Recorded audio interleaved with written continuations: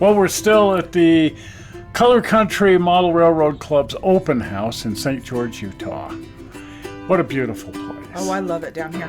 And one of the great things is just the climate. Right. I love it. Just the whole thing. It's just beautiful and picturesque. Well, this time of year especially. Any time of year. Anytime. But when the snow is up to your lower lip, it's really nice to come down here and, generally speaking, find pretty decent weather. Right. They've had a dusting recently. Now, because of that, it's a great place to build outdoor railroads. Yes. And boy, are there some nice outdoor railroads. I've been corrected by some people when I call them all garden railroads, and they'll say, no, unless it's at ground level, like these are, they're not a garden railroad. If they're up on benchwork, then they're just an outdoor railroad. Oh, well, I don't know. It depends on where you put your garden, in my opinion. I've had mine hanging. I'll tell you what. And I insist on calling ours a garden railroad no matter what. So while we were at the Color Country Model Railroad Club's open house, we got to go visit 4 of our favorite outdoor railroads. Right. And just really, really amazing fun.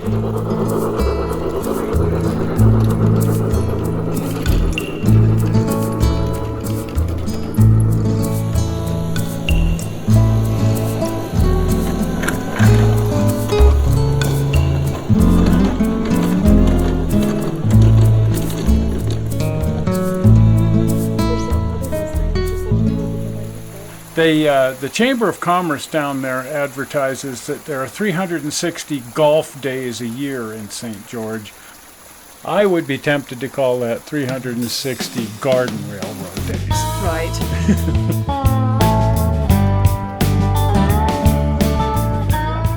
This is a fun garden railroad.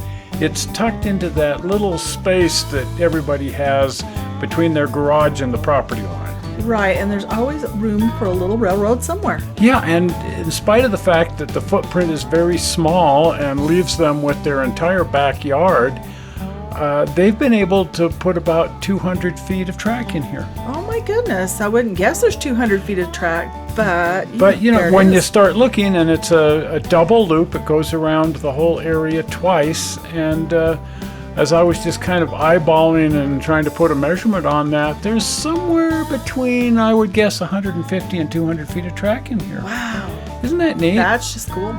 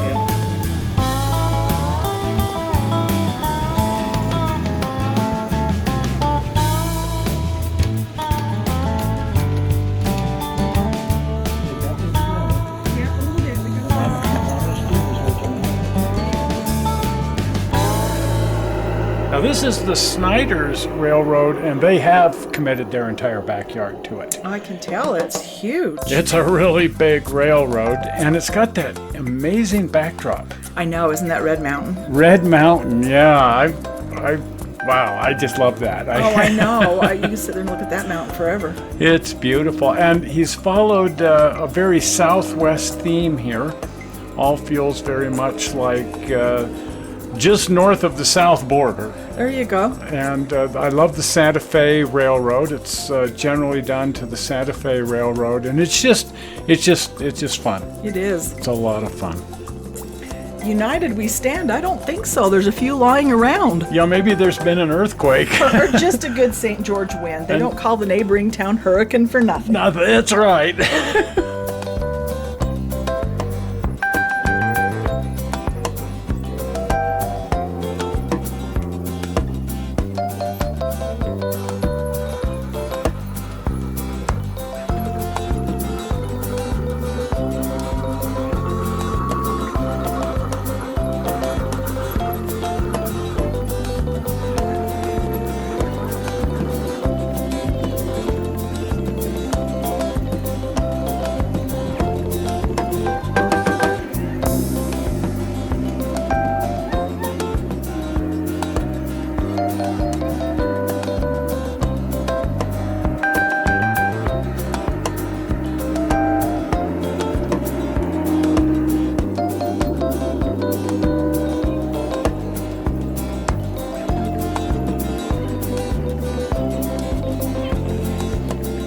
Now notice all the overhead wiring here on the power poles. Yes, it kind of looks like the neighborhood I grew up in. These actually work.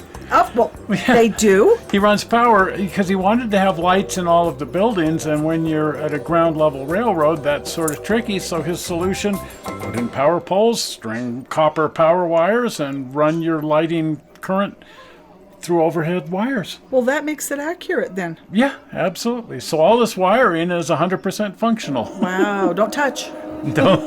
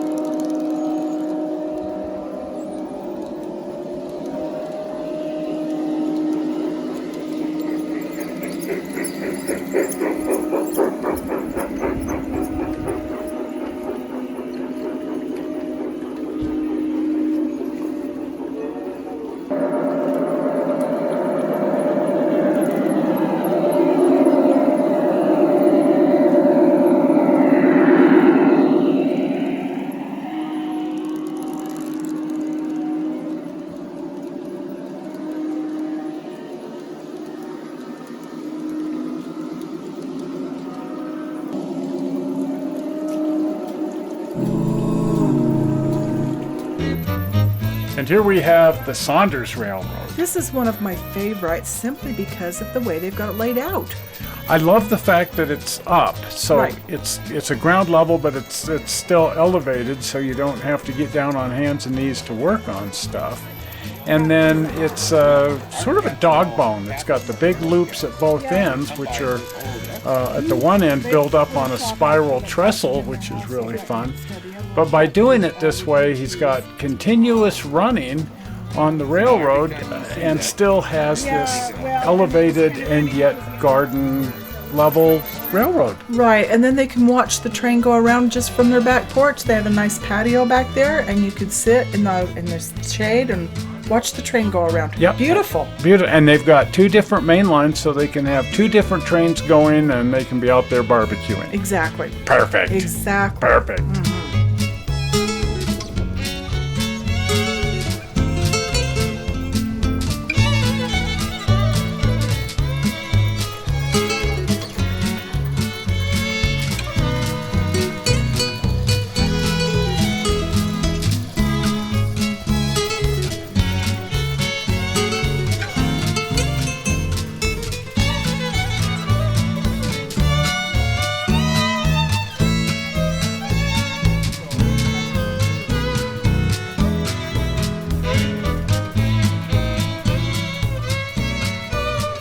You know, you really need to pay attention to the various businesses in the western town. Yes, pay close attention. Oh my gosh.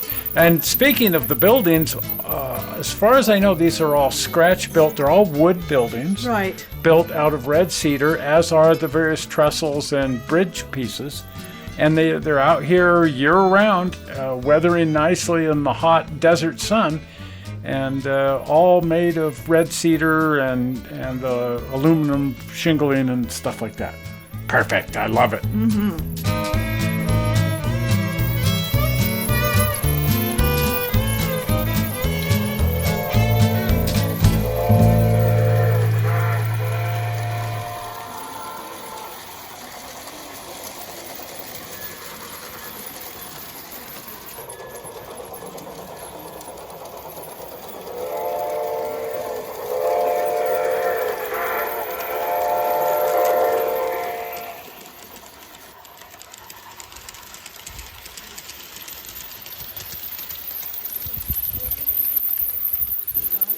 Look like you're looking at the train. Did you finish it? We did see the top of it. Yeah, there you go. That's the steam dome. They use those in the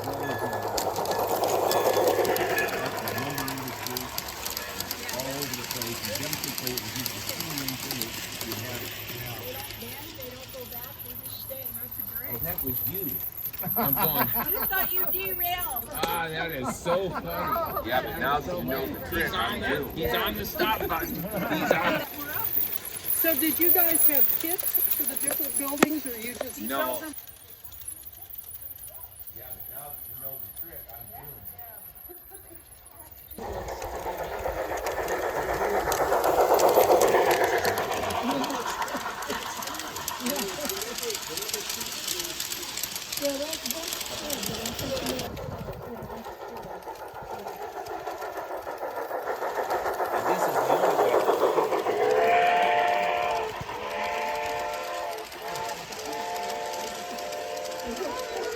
I keep trying to get them, but they keep moving.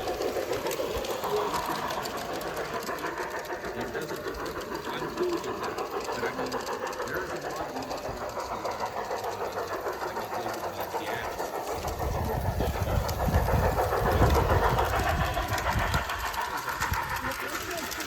oh, there's a lot of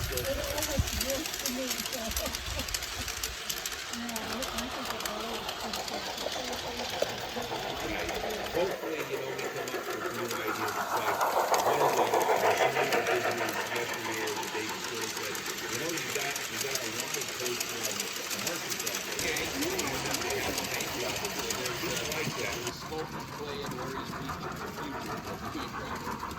That hopefully look like the coach. Yeah, more Chinese.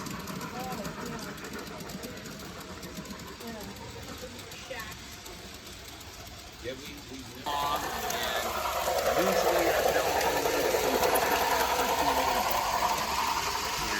you know, it's depending upon we want it to look old, but we don't want it to look different.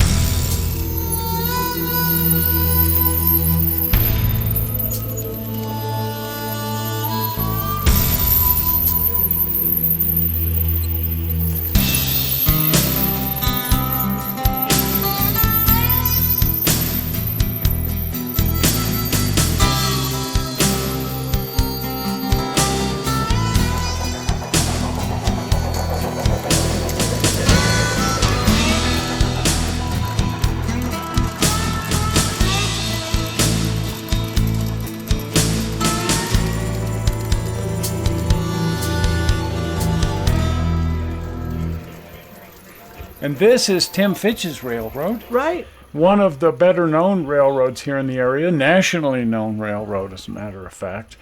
Huge, huge railroad with this beautiful view over Warner Valley. And look at the collection of locomotives. Just amazing. Bachman here. But some of these are brass engines, Accucraft brass engines. Beautiful, just a stunning collection of brass engines. He even has a brass big boy. Oh, that's cool. And here's the tender for the big boy. The locomotive was somewhere else, but the tender was out. just an absolutely amazing collection of locomotives. And look at this. Oh, look at that. This is the LGB Golden Spike set that they did for the 150th anniversary. Oh man, what I wouldn't give to have that. Oh boy, what a very limited edition.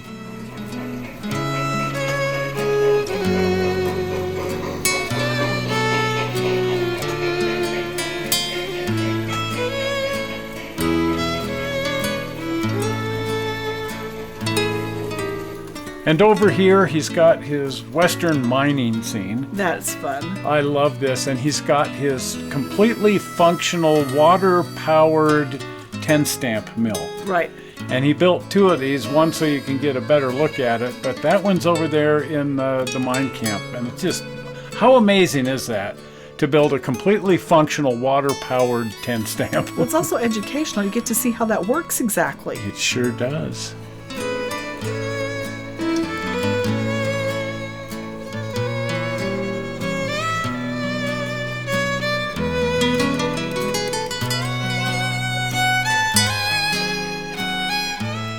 And he's got all of these amazing steel bridges, even one that you walk across, and they're all made of steel and all welded. Just incredible bit of engineering there. I love the beautiful streams. He's got these great water features, and I asked him how he keeps the water so clean and the stream bed and everything so crystal clear.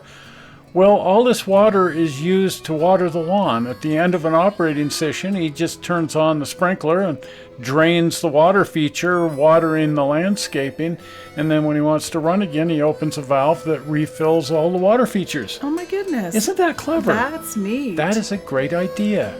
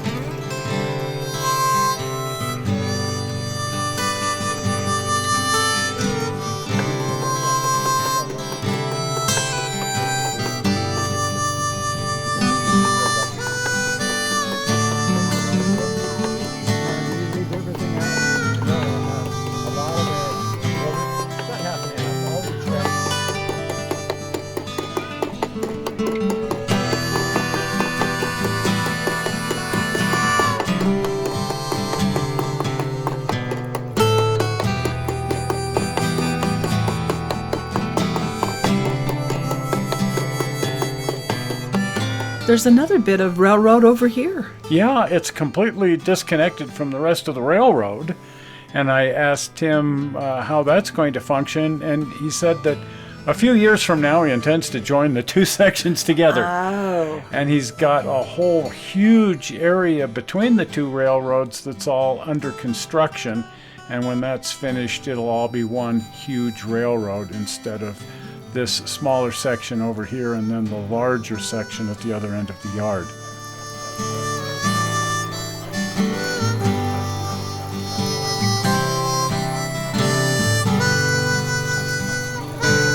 So this is the section of the railroad that's under construction, and we had Tim describe how this is all going to function. I just like the sign. Isn't that neat? In this area, there's going to be another waterfall along with the river coming down the middle into this pond or lake. It'll recirculate back up to these waterfalls. There's also a waterfall coming off of each mesa. And then across the front will be a rail line, and a rail line that will spiral up the mesa, across the bridge, and down the other side, and hook up to the rest of the railroad that's over here. Over there. That's the probably a 4 to 5 year plan. Okay. So how much track do you currently have? I think I've got, let's see, about probably close to about 800 feet of track. And then now. with the addition, how It'll much? probably be about double that. Oh, wow. Be about 1,600 feet. 1,600 feet. Wow. I love the cement work here. Are you doing the cement work? I am. It's I do all the cement work. It's all colored concrete. Okay. It's just mixed bag at a time. What you see here is about 90 bags of concrete. A lot of mixing. Okay. But I've been working on it since July, so it's not an overnight thing. You do a little bit one day and come back and do another batch to the next day, and just build it up gradually. And I've been doing the same thing, but in much smaller sections, and I'm using mortar mix. yeah, same. Yeah, Same this thing. is just quickcrete. Quickcrete. Okay. In the bag, and there's 50 more bags right there, ready to go for the river. Sweet. So does same cement comes down through the whole area here is going to be in this kind of cement, or no? Just the river. Just and so this where that fake rock is, that'll finish off with concrete, and then the riverbed itself will be concrete, and the rest will be more natural materials. Okay. So yeah, And then- that's the long-term plan. Under there must be your recirculating pump. That's where the pumps go, and there's also a sump under there so that I can clear out all the water. It'll stay dry most of the time. Easier to maintain, and you don't have to worry about it. So the sump will clear it out, and yeah, it'll just be a dry feature. And then that's tied into a water feed, so you can fill it up when you want. And then, There's pipes that feed the water. There's pipes that take the water out. There's pipes that distribute it. There's a pipe that comes along here and feeds the water into the pond. So yeah, there's a lot of pipes. so then when you want to can't see. drain it out, you turn the pump on, and then the water just goes onto the landscaping or something? Or how does that It work? is set up to do that. So there's a hose bib, and when we want to drain it, we just hook up a hose and use it to water, or whatever we want to do with the water that's in it.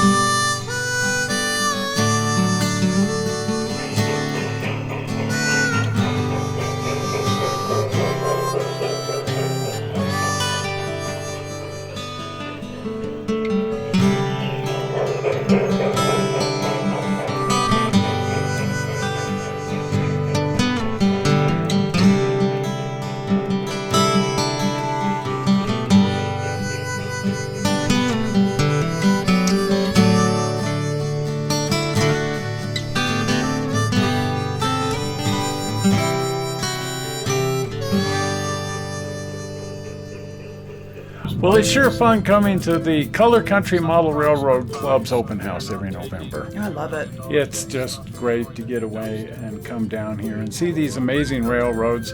And every year we get to see something new that we haven't seen the year before, so that's always fun. Anyway, if you're not a subscriber to the channel, please be a subscriber by clicking on the upcoming blue button. Zoink! Right there, the blue button. Well, we're not sure how you found this video on the internet. We hope you didn't find it boring, and we will see you here on Tuesday with some of that fun. We'll see you then. Bye-bye. Bye.